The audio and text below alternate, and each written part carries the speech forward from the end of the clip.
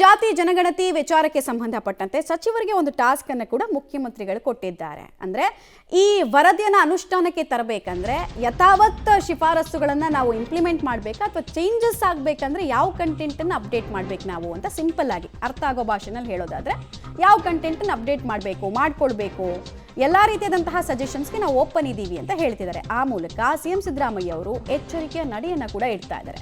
ಜಾತಿ ಗಣತಿಗೆ ಲಿಂಗಾಯತ ಹಾಗೂ ಒಕ್ಕಲಿಗ ಸಚಿವರಿಂದ ತೀವ್ರ ವಿರೋಧ ವ್ಯಕ್ತ ಆಗ್ತಾ ಇದೆ. ನೆನಪಿರಲಿ ನಿಮಗೆ 8 ಜನ ಲಿಂಗಾಯತರ ಸಚಿವರಿದ್ದಾರೆ, 6 ಜನ ಒಕ್ಕಲಿಗ ಸಚಿವರಿದ್ದಾರೆ. ಸೊ ಟೋಟಲ್ ಆಗಿ ಒಂದು 14 ಜನ ಕ್ಯಾಬಿನೆಟ್ನಲ್ಲಿ ಇದ್ದಾರೆ.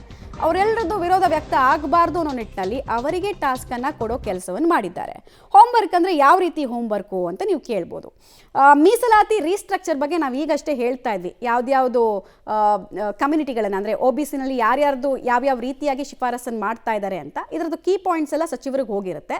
ಇದರಲ್ಲಿ ಯಾವ್ದು ಸರಿ ಯಾವ್ದು ತಪ್ಪು ಯಾವುದನ್ನು ಹಾಕಿದ್ರೆ ಒಳ್ಳೆಯದು ಅದೆಲ್ಲವನ್ನು ಕೂಡ ಚರ್ಚೆ ಮಾಡೋಣ ನೆಕ್ಸ್ಟ್ ಕ್ಯಾಬಿನೆಟ್ನಲ್ಲಿ ಅಂತ ಹೇಳಿದ್ದಾರೆ.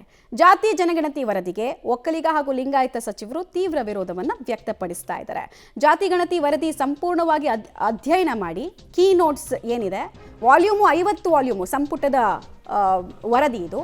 ಅದರಲ್ಲಿ ಕೀ ನೋಟ್ಸು ಹೈಲೈಟ್ ಪಾಯಿಂಟ್ಸ್ ಅಂತ ಇರುತ್ತಲ್ಲ ಅದನ್ನೆಲ್ಲ ನೀವು ಓದ್ಕೊಂಡು ಬನ್ನಿ, ನೋಡ್ಕೊಂಡು ಬನ್ನಿ. ವರದಿಯಲ್ಲಿ ನಿಮ್ಮ ಕಣ್ಣಿಗೆ ಯಾವುದಾದ್ರೂ ಲೋಪಗಳು ಕಾಣಿಸಿದ್ರೆ ಈ ಪಾಪ್ಯುಲೇಷನ್ ನಂಬರ್ ಸರಿ ಇಲ್ಲ, ಈ ಫ್ಯಾಕ್ಟ್ಸ್ ಸರಿ ಇಲ್ಲ, ಈ ಕಮ್ಯುನಿಟಿ ಇಲ್ಲಿ ಹೋಗಬಾರ್ದಾಗಿತ್ತು ಅಂತ ನಿಮ್ಗೇನಾದರೂ ಅನಿಸಿದ್ರೆ ಯಾವ ರೀತಿ ಅನುಷ್ಠಾನವನ್ನು ಇನ್ನೂ ಚೆನ್ನಾಗಿ ಮಾಡಿದ್ರೆ ಜನರಿಗೆ ಲಾಭ ಆಗುತ್ತೆ ಅಂತ ಅನಿಸಿದ್ರೆ ಅದನ್ನೆಲ್ಲ ನೆಕ್ಸ್ಟ್ ಕ್ಯಾಬಿನೆಟ್ನಲ್ಲಿ we are open to discussion ಅಂತ ಹೇಳಿದ್ದಾರಂತೆ. ಸರ್ಕಾರಕ್ಕೆ ಸಮಸ್ಯೆ ಆಗದಂತೆ ಅನುಷ್ಠಾನ ಮಾರ್ಗದ ಸಲಹೆಯನ್ನು ನೀವು ಕೊಡಿ ಅಂತ ಒಂದು ಚೆಕ್ ಮೇಟನ್ನು ಬೇಸಿಕ್ಲಿ ಇಟ್ಟಿದ್ದಾರೆ. OBC SC STಗಳಿಂದ ವರದಿ ಅನುಷ್ಠಾನಕ್ಕೆ ಒತ್ತಡ ಇದೆ. ಯಾಕಂದರೆ ಅವ್ರದ್ದು ಜನಸಂಖ್ಯೆದಲ್ಲಿ ಜಾಸ್ತಿ ಇದೆ, ಸವಲತ್ತುಗಳು ಮತ್ತು ಪೊಲಿಟಿಕಲ್ ಡೈನಮಿಕ್ಸ್ ಚೇಂಜ್ ಆಗುತ್ತೆ ಅನ್ನುವಂತಹ ಆಸೆ.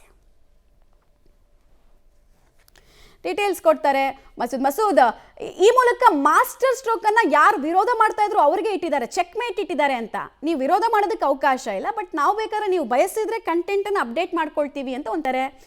ಯಾವ ರೀತಿಯಾಗಿ ಕೀ ನೋಟ್ಸ್ ಅನ್ನ ನೋಡ್ತಾ ಇದ್ದಾರೆ ಸದ್ಯಕ್ಕೆ ಸಚಿವರುಗಳು?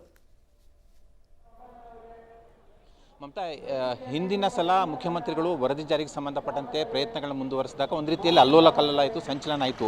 ಈಗ ಎಲ್ಲವೂ ಕೂಡ ಹೈಕಮಾಂಡ್ ಆಣತಿ ಮೇರೆಗೆ ಹೈಕಮಾಂಡ್ನವರು ಏನು ರೂಟ್ ಮ್ಯಾಪ್ ಹಾಕಿಕೊಟ್ಟಿದ್ದಾರೆ ಅದರಂತೆ ನಡೀತಾ ಇದೆ. ಹಾಗಾಗಿ ಸಚಿವರು ಕೂಡ ದೊಡ್ಡ ಮಟ್ಟದಲ್ಲಿ ವಿರೋಧ ಮಾಡಲಿಲ್ಲ. ಅಂದರೆ ಲಿಂಗಾಯತ ಮತ್ತು ಒಕ್ಕಲಿಗ ಸಚಿವರು ಅಥವಾ ಶಾಸಕರ ವಿರೋಧದ ತೀವ್ರತೆ ಏನಿದೆ, ತೀಕ್ಷ್ಣತೆ ಏನಿದೆ ಸ್ವಲ್ಪ ಕಡಿಮೆ ಆಗಿದೆ. ಯಾಕೆಂದರೆ ಹೈಕಮಾಂಡ್ ಇದರಲ್ಲಿ ಎಂಟ್ರಿ ಆಗಿದೆ. ಹಾಗಾಗಿ ಹೈಕಮಾಂಡ್ ಅನುಮತಿ ಪಡ್ಕೊಂಡೇ ನಿನ್ನೆ ಮಂಡನೆ ಮಾಡಿರುವಂಥ ಮುಖ್ಯಮಂತ್ರಿಗಳು ಈಗ 1 ವಾರಗಳ ಕಾಲ ಸಚಿವರ ಹತ್ರ ಸಮಯ ಇದೆ. ಈ 1 ವಾರದಲ್ಲಿ ಅವರು ಎಲ್ಲವನ್ನು ಕೂಡ ಅಧ್ಯಯನ ಮಾಡಿ ಕೂಲಂಕಷವಾಗಿ ಏನೆಲ್ಲ ಸಲಹೆಗಳನ್ನು ಅವ್ರಿಗೆ ಅನಿಸುತ್ತೋ ಆ ಸಲಹೆಗಳನ್ನು ಸರ್ಕಾರಕ್ಕೆ ಸಬ್ಮಿಟ್ ಮಾಡಬೇಕು.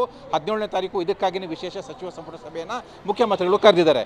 ಮುಖ್ಯವಾಗಿ ಇರುವಂಥದ್ದು ಇದು 10 ವರ್ಷಗಳ ಹಿಂದಿನ ಸ್ವಲ್ಪ ಮಟ್ಟಿಗೆ ಔಟ್ಡೇಟೆಡ್ ಆಗಿರುವಂತಹ ಡೇಟಾ ಇದೆ. ಹಾಗಾಗಿ ಅದನ್ನು ಯಾವ ರೀತಿ ಅಪ್ಡೇಟ್ ಮಾಡ್ಕೋಬೇಕು ಅನ್ನೋ ನಿಟ್ಟಿನಲ್ಲಿ ಕೆಲವು ಸಚಿವರು ಸಲಹೆ ಕೊಡ್ಬೋದು.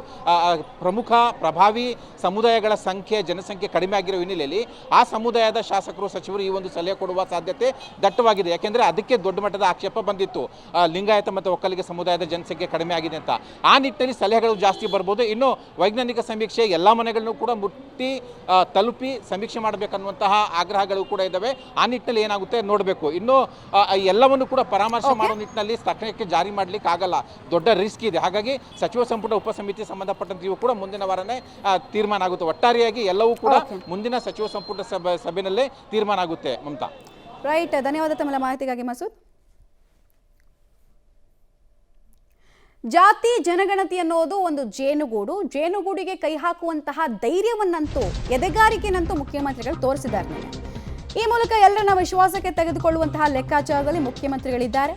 ಸಚಿವ ಸಂಪುಟ ಉಪಸಮಿತಿ ರಚನೆಗೆ ಸಮುದಾಯದ ಆದ್ಯತೆಯ ಮಾಸ್ಟರ್ ಪ್ಲಾನ್ ಅನ್ನು ಕೂಡ ಹಾಕಿಕೊಳ್ಳಲಾಗಿದೆಯಂತೆ. ವಿರೋಧಿಸ್ತಾ ಇರುವ ಸಮುದಾಯದ ಸಚಿವರ ಆಯ್ಕೆಯನ್ನ ಆಯಾ ಸಮುದಾಯಕ್ಕೆ ಸಿಎಂ ಬಿಟ್ರ. ಈ ಮೂಲಕ ಒಕ್ಕಲಿಗ ಲಿಂಗಾಯತ ಸಚಿವರಲ್ಲಿ ಉಪಸಮಿತಿ ಸದಸ್ಯರು ಯಾರಾಗಬೇಕು ಅಂತ ನೀವೇ ಡಿಸೈಡ್ ಮಾಡಿ ಒಂದು ಸಬ್ ಕಮಿಟಿನ ಅವ್ರದ್ದೇ ನೇತೃತ್ವದಲ್ಲಿ ನಾವು ರಚಿಸೋಣ ಅಂತ ಹೇಳಿದ್ದಾರಂತೆ. ಜಾತಿ ಗಣತಿ ವರದಿಗೆ ಎಲ್ಲರನ್ನ ಈ ಮೂಲಕ ವಿಶ್ವಾಸಕ್ಕೆ ಪಡೆಯುವುದಕ್ಕೆ ಅಳೆದು ತೂಗಿ ನಿರ್ಧಾರಗಳನ್ನು ಮುಖ್ಯಮಂತ್ರಿಗಳು ತೆಗೆದುಕೊಳ್ತಿದ್ದಾರೆ ಅಂತ ಹೇಳಲಾಗ್ತಿದೆ. ಡೀಟೇಲ್ಸ್ ಕೊಡ್ತಾರೆ, ನೇರ ಸಂಪರ್ಕದಲ್ಲಿ ಜಾಯ್ನ್ ಆಗ್ತಿದ್ದಾರೆ ಸುಕೇಶ್. ಸಮುದಾಯಗಳಂತೂ ಬೇಷರತ್ತಾಗಿ ನಾವು ಇದನ್ನು ವಿರೋಧಿಸ್ತೀವಿ ಅಂತ ಒಕ್ಕಲಿಗ ಸಮುದಾಯ ಇರ್ಬೋದು ಅಥವಾ ಲಿಂಗಾಯತ ಸಮುದಾಯ ಇರ್ಬೋದು ಹೇಳ್ಕೊಂಡೇ ಬರ್ತಾ ಇದೆ. ಸೊ ಇಕ್ಕಟ್ಟಲ್ಲಿರುವಂತಹ ಸಚಿವರು ಏನು ಮಾಡ್ತಾರೆ ಅಂತ. ಅದ್ರ ಜೊತೆಗೆ ಬಿಗ್ ಟಾಸ್ಕನ್ನು ಕೂಡ ಕೊಟ್ಟಿದ್ದಾರೆ. ಸಬ್ ಕಮಿಟಿಯಲ್ಲಿ ನೀವು ಯಾರ್ಯಾರನ್ನ ಸೂಚಿಸ್ತೀರೋ ನಾವು ಅವ್ರದ್ದೇ ಹೆಸರು ಹಾಕ್ತೀವಿ ಅಂತ. ಸೊ ಏನು ಹೆಜ್ಜೆ ಇರುತ್ತೆ, ಯಾವ ರೀತಿ ಸ್ಟ್ರಾಟಜಿಯನ್ನು ವಿರೋಧ ಮಾಡ್ತಾ ಇರುವಂತಹ ಬಳಗ ಉಪಯೋಗಿಸುತ್ತೆ? ಮಮತಾ, ಈಗ ಏನು ಕಾಂಗ್ರೆಸ್ನಲ್ಲೂ ಕೂಡ ಭಿನ್ನಾಭಿಪ್ರಾಯಗಳಿದ್ದಾವೆ. ಅದರಲ್ಲಿ ಲಿಂಗಾಯತ ಮತ್ತು ಒಕ್ಕಲಿಗ ಸಮುದಾಯದವರು ಅಂದರೆ ಅವರ ಸಮುದಾಯದ ಮಠಾಧೀಶರುಗಳು ಮತ್ತು ನಾಯಕರುಗಳು ಇದಕ್ಕೆ ವಿರೋಧ ವ್ಯಕ್ತಪಡಿಸಿರೋ ಕಾರಣಕ್ಕಾಗಿ ಆ ಸಭೆಗಳನ್ನು ನಡೆಸ್ತಾ ಕೂಡ ಸಚಿವರುಗಳು ಕೆಲವು ಶಾಸಕರು ಕೂಡ ಭಾಗವಹಿಸಿದರು. ಆದರೆ ತದನಂತರದಲ್ಲಿ ಈಗ ಅವರ ಕ್ಯಾಬಿನೆಟ್ನಲ್ಲಿ ವಿಚಾರ ಬಂದಿರೋದ್ರಿಂದ ಕ್ಯಾಬಿನೆಟ್ನಲ್ಲಿ ಸದ್ಯಕ್ಕೆ ಲಕೋಟೆಯನ್ನು ಓಪನ್ ಮಾಡಿದ್ದಾರೆ ಮತ್ತು ಇವತ್ತು ಅವರು ಎಲ್ಲರಿಗೂ ಕೂಡ ಕಾಪಿಗಳು ತಲುಪಿದ ನಂತರ ಅಬ್ಜೆಕ್ಷನ್ ಯಾವ್ಯಾವ ವಿಚಾರಕ್ಕೆ ಇತ್ತು, ಮಠದ ಅದು ಸ್ವಾಮೀಜಿಗಳು ಅಥವಾ ಸಮುದಾಯದ ನಾಯಕರುಗಳು ಯಾವ್ಯಾವ ವಿಚಾರದಲ್ಲಿ ಅಬ್ಜೆಕ್ಷನನ್ನು ಎತ್ತಿದ್ರು, ಆ ವಿಚಾರಗಳು ಇದರಲ್ಲಿ ಇದಾವ ಅಥವಾ ಇದರಲ್ಲಿ ಸರಿಪಡಿಸ್ಕೊಂಡು ಹೋಗ್ಬೋದಾದಂಥ ವಿಚಾರಗಳು ಯಾವುವು ಅಥವಾ ಸಲಹೆ ಕೊಡ್ಬೋದಂಥ ವಿಚಾರ ಯಾವುದು ಅನ್ನೋದು ಸಹಜವಾಗಿರುತ್ತೆ. ಹಾಗೆ ಒಂದು ಸಮುದಾಯದ ಮಟ್ಟದಲ್ಲೂ ಕೂಡ ಒಂದಷ್ಟು ಡಿಸ್ಕಷನ್ ಆದರೆ ಯಾವ್ಯಾವ ಸಚಿವರನ್ನ ಪ್ರತಿನಿಧಿಸಿದರೆ, ಕ್ಯಾಬಿನೆಟ್ ಸಬ್ ಕಮಿಟಿನ ಪ್ರತಿನಿಧಿಸಿದರೆ ನ್ಯಾಯ ಸಿಗ್ಬೋದು ಅಂತ ಅವ್ರದ್ದೇ ಆದ ಲೆಕ್ಕಾಚಾರ ಇರುತ್ತೆ. ಆದರೆ ಈ ವಿಚಾರದಲ್ಲಿ ನಾನು ನಿರ್ಧಾರ ಕೈಗೊಳ್ಳಲ್ಲ, ನೀವು ತೀರ್ಮಾನ ಮಾಡಿ ಅನ್ನುವಂಥ ಮುಖ್ಯಮಂತ್ರಿಗಳು ಉಳಿಸಿರುವಂಥದ್ದು. ಅಂದರೆ ಯಾವುದು ಕೂಡ ನಮ್ಮ ಸೂಚನೆಯಂತೆ ಆಯಿತು ಅನ್ನೋದಕ್ಕಿಂತ ಆಯಾ ಸಮುದಾಯಕ್ಕೆ ಸಂಬಂಧಪಟ್ಟವರು ಕೂಡ ಅವರು ಇದ್ದರು, ಅವರ ಸಲಹೆ ಸೂಚನೆಗಳು ಇದ್ವು ಅನ್ನೋ ರೀತಿಯಲ್ಲಿ ಆಗಲಿ ಅನ್ನುವಂಥ ಲೆಕ್ಕಾಚಾರ ಆದರೆ ಮತ್ತೆ ಕ್ಯಾಬಿನೆಟ್ ಸಬ್ ಕಮಿಟಿಲಿ ಎಲ್ಲ ಬದಲಾವಣೆಗಳ ಅಗತ್ಯ ಇದೆ ಅನ್ನೋ ಶಿಫಾರಸು ಮಾಡಲಿಕ್ಕೆ ಕೂಡ ಅವಕಾಶ ಇರುತ್ತೆ. ಅವ್ರದ್ದೇ ಪ್ರತಿನಿಧಿಗಳಿದ್ದಾಗ ಆಯಾ ಸಮುದಾಯದ ಹೇಳಿದಂಥ ಬದಲಾವಣೆ ಅಥವಾ ಹೆಚ್ಚುವರಿಯಾಗಿ ಆಗಬೇಕಾಗಿರೋದು ಎನ್ನುವಂತಹ ಸಲಹೆಯೂ ಕೂಡ ಸಬ್ ಕಮಿಟಿಗೆ ಬರುತ್ತೆ. ತದನಂತರದಲ್ಲಿ ಅದು ಸರ್ಕಾರಕ್ಕೆ ಶಿಫಾರಸು ಆಗುವಂಥದ್ದು. ಹಾಗಾಗಿ ಎಲ್ಲ ಅವಕಾಶಗಳು ಮುಕ್ತವಾಗಿತ್ತು. ಯಾವುದೋ ಒಬ್ಬರ ಅಭಿಪ್ರಾಯಕ್ಕೆ ಅಥವಾ ಒಂದು ನಿರ್ಧಾರದ ಪ್ರಕಾರ ಇದು ಆಗಿಲ್ಲ ಅನ್ನುವಂಥದ್ದನ್ನ ತೋರಿಸುವಂಥ ಪ್ರಯತ್ನದ ಭಾಗವಾಗಿ ಈ ಎಲ್ಲ ಸೂಚನೆಗಳನ್ನ ಕೊಟ್ಟಂತೆ ಕಾಣಿಸ್ತಾ ಇದೆ. ಮಮತಾ, ಧನ್ಯವಾದ ಸುಖೇಶ್ ತಮ್ಮೆಲ್ಲ ಮಾಹಿತಿಗಾಗಿ.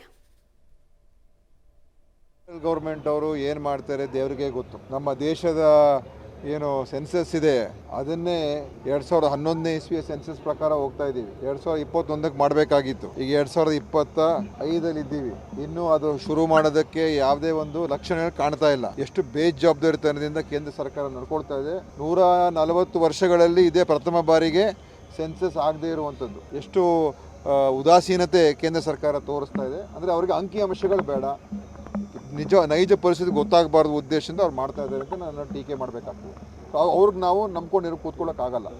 ನಮಗೆ ಏನು ಒಂದು ಜಾತಿ ಗಣತಿ ಮಾಡಿರ್ತಕ್ಕಂಥದ್ದು ಅಂದರೆ ಸಾಮಾಜಿಕ ಶೈಕ್ಷಣಿಕ ಒಂದು ವಿಷಯದ ಆಧಾರದ ಮೇಲೆ ರಾಜ್ಯದ ಒಂದು ಸ್ಥಿತಿಗತಿ ಏನು ಅಂತೇಳಿ ಹಿಂದೆ ಸಿದ್ದರಾಮಯ್ಯ ಸರ್ಕಾರದಲ್ಲಿ ಅದು ಮಾಡಿರುವಂಥದ್ದು.